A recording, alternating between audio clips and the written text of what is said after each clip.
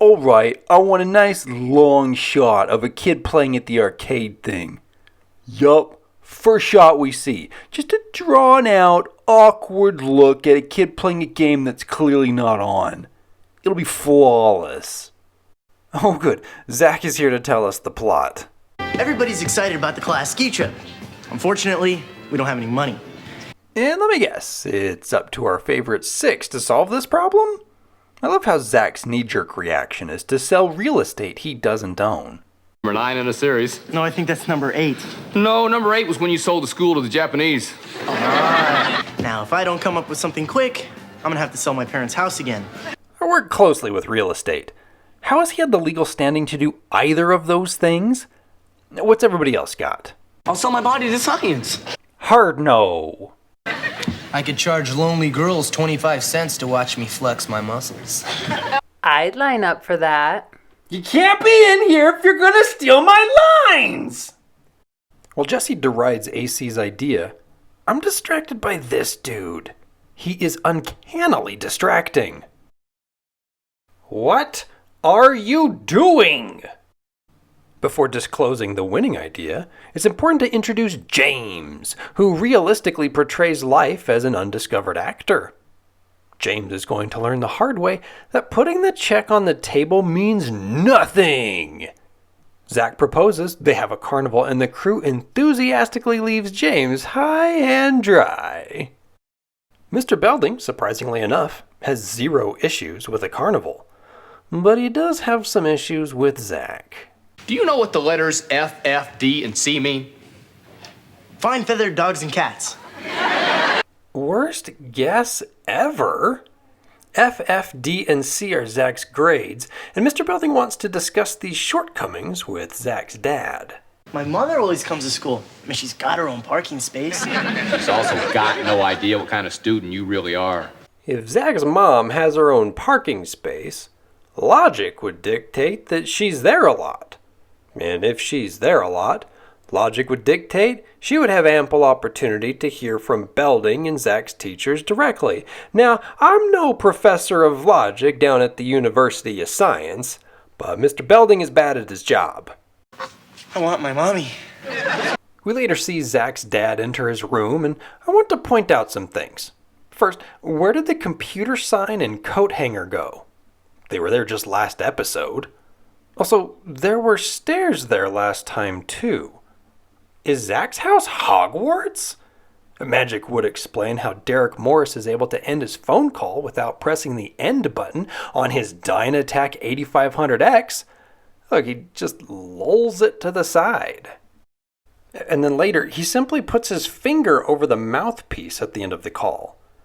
Yes, these phones were once bewitching peaks of technology. So, what's going on, Zack? I have a friend who has a big problem. You see... Excuse me, just a minute. Ah, we're doing the My Friend Has a Problem bit. Zack is eventually able to say his friend's grades are slightly below average, and Mr. Morris's response is that he'd ground that kid for life. Father of the Year right there. And then Zack imagines what lifelong grounding looks like. And this is a great gag with our crew dressed up as old people. And the best bit is this. Come along, dear, come along. Dear, you wearing Slater? Well, you haven't been around for 75 years, Zack. After 60, I got frisky. Kelly just turned 16. Or 15, we don't know. So after 75, she marries Slater? I'm just gonna put this here. Zack flees and tries to drown his sorrows in a Coca-Cola with Screech. Remember the actor James? Well, he gets a bit nosy and hears about Zack's dilemma. If you were my son, I'd let you go skiing. Ooh, a plan, Master Morris? Dad? Hello, I'm Derek Morris. Uber fans may recall that Zack's dad was once written as a divorced man named Peter Morris, who once hooked up with Zack's teacher, Miss Bliss. But Mr. Belding never met Peter Morris, and he clearly hasn't met Derek Morris. So this interaction with James works, despite the massive interstate plot holes. James is excellent in this scene. At one point, he workshops a line right in front of Mr. Belding. I mean, who cares about the isosceles triangle anyway? I care. I care. He also keeps forgetting Mr. Belding's name. James plays up being super strict, so much so that Mr. Belding practically begs for Zack to get a little mercy. Maybe you're right, Mr. Belding. I'll let you go on that ski trip after all. The ironic part is that Mr. Belding may have softened up anyway if confronted with the real Derek ground-him-for-life Morris. Well, all right! Let's set up a carnival in the classroom! Slater is setting up the dunk tank when Jessie gets one of those silly girl notions. Slater can't help but comment. Of course, you're a girl, so it's not like you could hit it anyway. Is she trying to prove his point? Hey, why don't you just hire a man to do it? Ha ha! Famous last words, sucker! And oh my. This better not awaken anything in me. And I am cutting away now? Oh, hey, look, it's Mr. Belding! Zack, I have a surprise for you. I wrote your father a letter and invited him to come see me again. You wrote him a letter? Calling him would be so much faster. Derek Morris is constantly on the phone. He'd have answered. A letter's gonna take days to get. Oh, what's up? Zack's dad shows up the next day? Okay. Hello, I'm Dick Belding. No. Belding's a boob. So James is now parading as the principal. But where's the real Mr. Belding? Screech distracts him with this heartbreaking news. Mr. Belding, come quick. Someone poisoned the chess team. It's a sick world. James makes quick work by painting Zack to be a model student, but he starts to flounder when things go a bit off script. Is that an XR7000? It's not. An XR7000 is a cassette recorder, not a computer. Computer salesman Derek Morris should know this. How are things going with the nerds? Well, apparently Valley spiked their Ovaltine, which is a legit drink for only the sturdiest little tough guys. And how tough are these nerds? Not even tummy cramps will stop them from finishing their chess game on the toilet. And who else out there has a problem with Screech holding a big ol' sandwich in the boys' bathroom? A walkie-talkie? Boy, that's the last time I ordered a sub with everything. Belding knows something's going on, and Screech warns Zack to get Mr. Morris out of there. James barely gets through his costume change as Mr. Belding bursts into the office. You thought you had me, didn't you, with the chess team, the nerds, the poison Ovaltine? But you didn't, because I knew something strange was going on in here.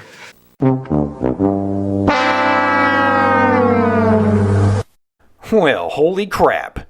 Zack is in the clear, and it's time for a nicely blocked carnival scene.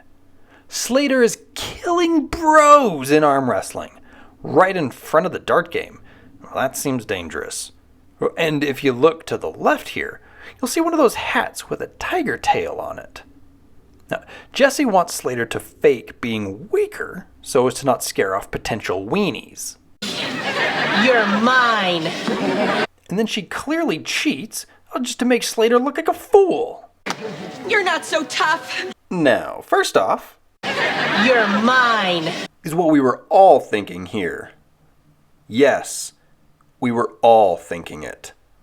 Second, despite Slater's injured pride, Jessie's plan works. Them nerds can't wait to get a piece of Slater. Over at a kissing booth, Lisa turns a hunk into a Twitter-pated geek, while also turning away some legit geek stink breath.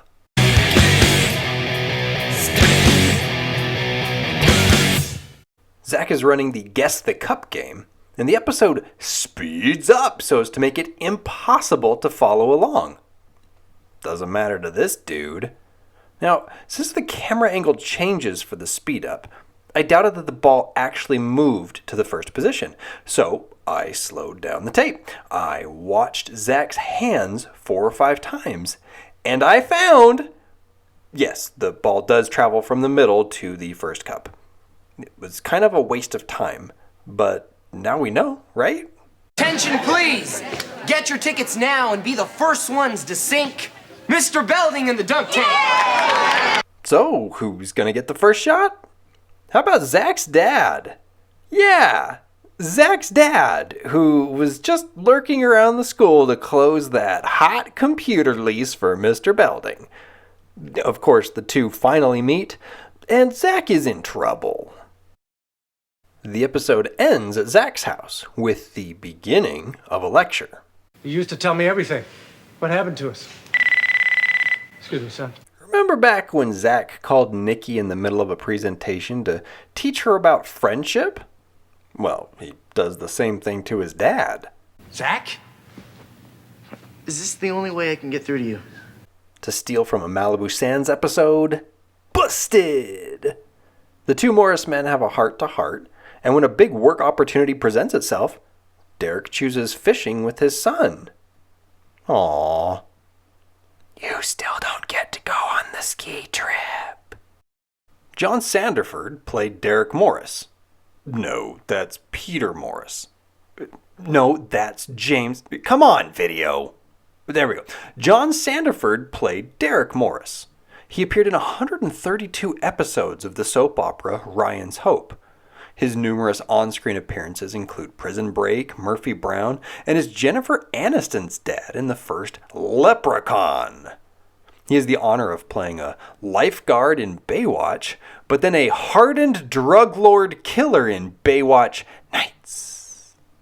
He was also in Excessive Force 2, Force on Force, with Lisa's dad, Henry Brown. Mark Blankfield played James.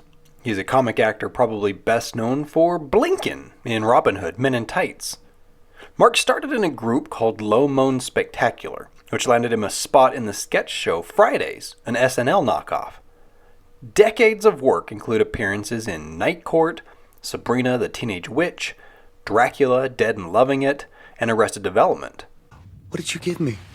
Your mother asked me to pump you full of Children's fentanyl. aspirin. Okay. Hats off to him. The dude was insanely talented. Whoa, what's that? Tumbling is also a good exercise, but I don't like tumbling very much.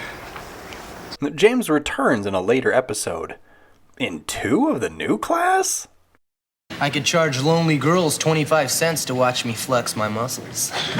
I'd line up for that. Would you pay me to flex for you? Hard no.